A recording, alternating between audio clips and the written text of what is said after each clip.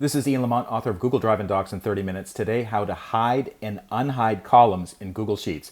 If this video helps, please subscribe and like the video. Let's get started.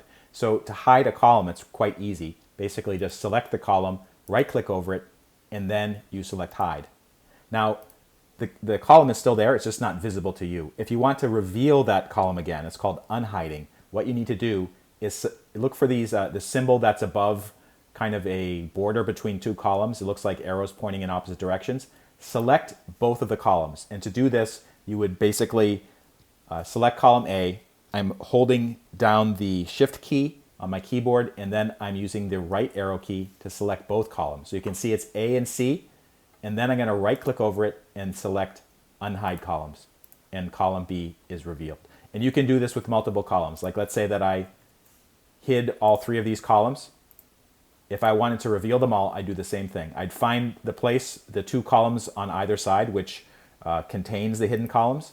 I'd select them both, right-click, and then unhide columns.